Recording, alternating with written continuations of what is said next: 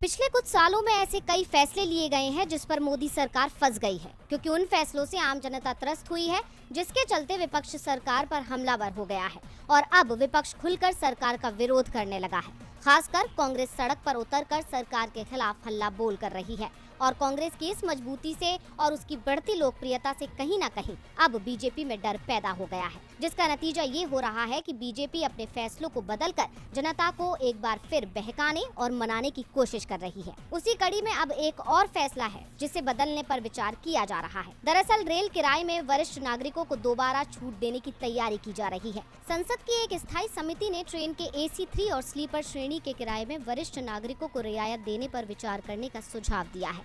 समिति ने कहा कि लगभग 2.5 साल पहले कोविड महामारी के दौरान वरिष्ठ नागरिकों को विभिन्न श्रेणियों में खत्म की गई रियायतों की पुनः समीक्षा की जानी चाहिए। रेल संबंधी संसद की स्थायी समिति के अध्यक्ष राधा मोहन सिंह ने हाल में संसद में पेश रिपोर्ट में ये उल्लेख किया है।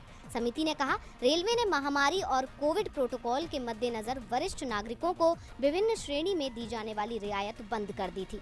इसमें 58 वर्ष से अधिक उम्र की महिलाओं को रेल किराए में 50% और 60 वर्ष से ज्यादा उम्र के पुरुषों को 40% रियायत दी जाती थी। समिति ने कहा कि रेलवे अब सामान्य स्थिति की ओर आगे बढ़ रही है, इसलिए उन्हें विभिन्न श्रेणियों में दी जाने वाली रियायतों पर विवेकपूर्ण विचार करना चाहिए। अब समिति की तरफ से आए इस बयान से साफ है कि वो एक बार फिर विपक्ष के विरोध से डर गई है, क्योंकि जब इन रियायतों को बंद करने की बात की गई थी उस समय विपक्ष ने सरकार के खिलाफ हल्ला बोल दिया था, जिससे सरकार बैकफुट पर आ गई है और अब एक बार फिर अपना फैसला बदलने पर विचार कर रही है।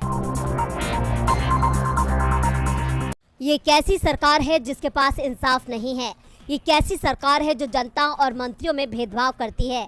ये कैसी सरकार है जो सजा के बाद भी मंत्री को तवज्जो देती है? ये योगी की सरकार है जो कोर्ट में दोषी करार दिए जाने के बावजूद अपने नेता को इनाम के तौर पर कुर्सी पर बैठे रहने की इजाजत देती है। MSME मंत्री राकेश सचान को कोर्ट ने दोषी बता दिया। जनता ने आवाज उठा दी, लेकिन योगी सरकार ने उनकी कुर्सी बचा ली। सजा सुनाए जाने के बावजूद वो मंत्री बने रहेंगे। अदालत के फैसले के बाद केंद्रीय नेतृत्व ने पूरे मामले में विमर्श के बाद सचान का इस्तीफा नहीं लेने का फैसला किया है। दरअसल सचान को कानपुर के अपर मुख्य महानगर मजिस्ट्रेट तृतीया ने अवैध असला रखने में 1 साल कैद की सजा सुनाई थी। शनिवार को दोषी ठहराए जाने के बाद सचान पर अदालत से भागने का आरोप था। इसके अलावा रीडर ने फैसले से जुड़ी कॉपी छीनकर भागने की तहरीर दी थी। शीर्ष नेतृत्व को इस मामले में अदालत के रुख का इंतजार था। वहीं कोर्ट के फैसले के बाद पार्टी सूत्र ने बताया कि विचार विमर्श के बाद तय किया गया कि सचान इस्तीफा नहीं देंगे। 1 साल की सजा के साथ ही जमानत मिलने की वजह से सचान की कुर्सी बच गई। सचान पर गिट्टी चोरी समेत कुछ अन्य पुराने मामले चल रहे हैं। इसके अलावा आधा दर्जन मंत्रियों और कुछ विधायकों पर कई सालों पुराने मुकदमे चल रहे हैं। सूत्रों ने बताया कि सचान समेत कुछ मंत्रियों विधायकों से जुड़े पुराने मुकदमों को वापस लेने की प्रक्रिया भी जल्द शुरू की जाएगी। योगी सरकार के इस फैसले से साफ है कि उसकी कथनी और करनी में दिन रात का फर्क है। वो आरोपियों को सजा देने की बजाय उन्हें अभयदान देती है। ऐसे में विपक्ष इस मुद्दे को उठाने से पीछे नहीं हटेगा, जिसके बाद सियासत का गरमाना तय है। क्या कर्नाटक में CM बदलेगी बीजेपी? क्या जाएगी बसवराज बोम्मई की कुर्सी? क्या बीजेपी को सता रहा है हार का डर?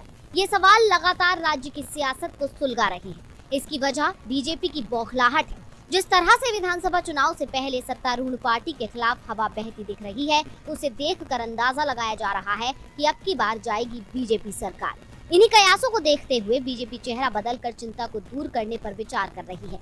इसे लेकर कांग्रेस का कहना है कि बीजेपी अब बोम्मई को CM पद से हटाएगी। कांग्रेस के इन बयान पर कैबिनेट मंत्री R अशोक ने सफाई दी है। उन्होंने कहा है कि कांग्रेस अनावश्यक रूप से इस मुद्दे को उठा रही है। प्रधानमंत्री नरेंद्र मोदी और केंद्रीय गृह मंत्री अमित शाह समेत बीजेपी के शीर्ष नेतृत्व ने पहले ही स्पष्ट कर दिया है कि अगला चुनाव बोम्मई के नेतृत्व में लड़ा जाएगा। कर्नाटक सरकार में मंत्री R अशोक ने कहा कि कांग्रेस की अंदरूनी कलह सबके सामने आ चुकी है और इसी कलह को छिपाने के लिए कांग्रेस ये झूठी खबर फैला रही है कि मुख्यमंत्री बसवराज बोम्मई को हटा दिया जाएगा।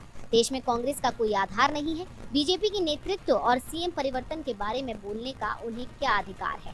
कांग्रेस अपनी पार्टी का राष्ट्रीय अध्यक्ष तक नियुक्त नहीं कर पाई है और मुख्यमंत्री बदलने की बात कर रही है। आर अशोक ने सवाल किया कि क्या गृह मंत्री या प्रधानमंत्री ने आपको सीएम बदलने के बारे में बताया है? ना तो कर्नाटक में मुख्यमंत्री बदले जाएंगे और ना ही बीजेपी के प्रदेश अध्यक्ष नलिन कुमार कटील को बदला जाएगा।